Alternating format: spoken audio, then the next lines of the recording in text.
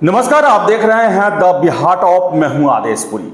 बात करेंगे हम बिहार के दो सुस्त परीक्षा एजेंसियों को लेकर। एक एजेंसी जो है वो हमेशा से काफ़ी सुस्त रही है और छात्र कितना भी आवाज़ उठाए, परीक्षा लेने, रिजल्ट देने, इन सब के मामले में स्लो रहता है।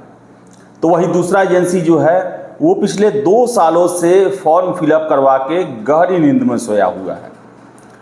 सबसे पहले चर्चा करते हैं हम बीएसएससी यानी कि बिहार कर्मचारी चयन आयोग की द्वितीय इंटर स्तरीय परीक्षा।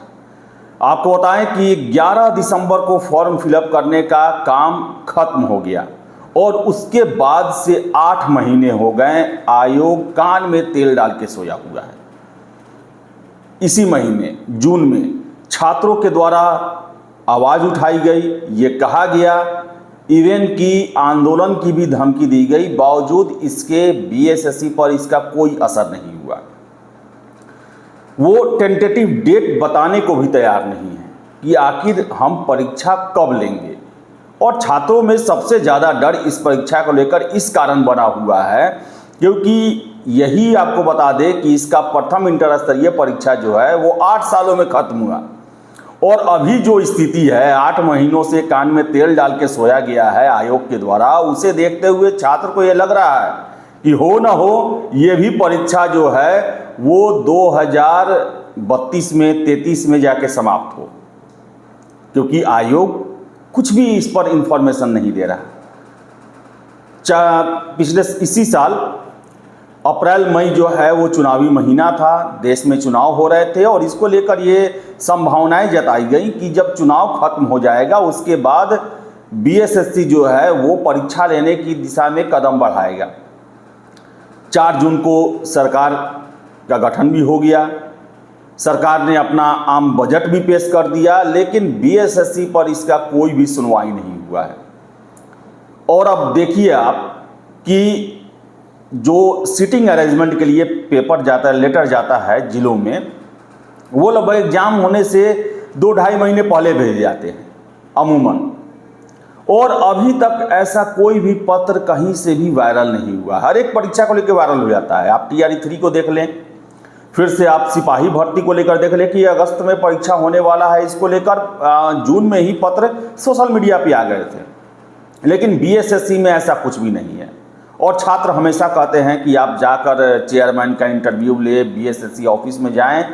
आपको मैं हमेशा बताते रहा हूं और अभी भी बता रहा हूं, मैं बीच में गया भी था, वहां पर कोई सुनने वाला नहीं। गेट पर से ही गार्ड जो हैं वो जाते हैं अंदर, पूछ के आते हैं और कहते हैं जाइए आप इंक्वायरी काउंटर पे।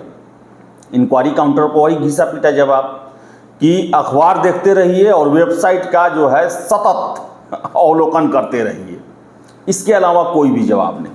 और आपको बता दें, जो इंटरनल सोर्स हैं, जो हमारे सोर्स हैं, उनका भी यही कहना है कि कोई भी सुगबुगाहट नज़र नहीं आ रही है कि परीक्षा लेने को लेकर कोई भी कार्रवाई बिहार कर्मचारी चयन आयोग के द्वारा किया जा रहा हो।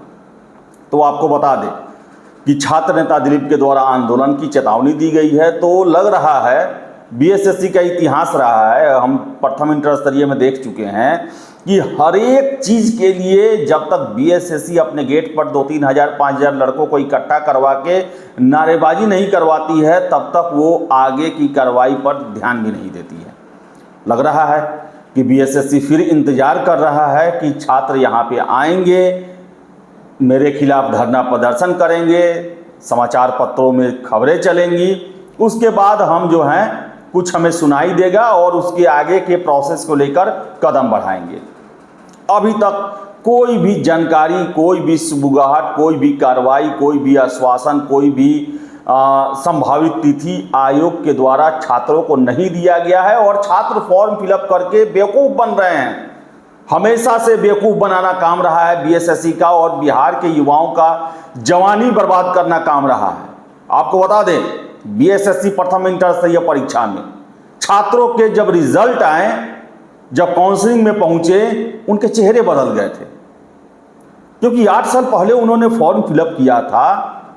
12वीं पास करने के बाद graduation first year second year के छात्र थे उस समय, और जब काउंसलिंग कराने के लिए पहुंचे तो वो एमए कर चुके थे, जो अविवाहित थे, कितने वो शादीशुदा हो चुके थे, उनके बच्चे हो गए थे, चेहरा पूरी तरह बदल गया था।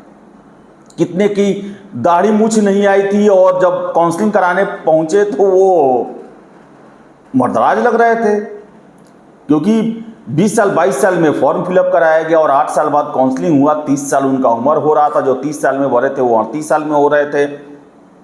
तो ऐसा तो स्थिति है, जवानी बर्बाद किया जाता है इस आयोग के द्वारा। और आपको बता दें कि अभी तक कोई सुगबुगाहट नहीं है। उसी तरह सिविल कोड की बात करें, देश में नए आपराधिक कानून लाए गए और उसमें कहा गया कि इन कानूनों के जरिए जो है न्याय की प्रक्रिया को हम तेज करेंगे। कैसे तेज होगा? जब आपके पास पर्सनल ही नहीं होंगे, जब आपके पास कर्मचारी ही नहीं होंगे, तो कैसे आप कोर्ट के कार्य को तेजी ला कर सकते हैं।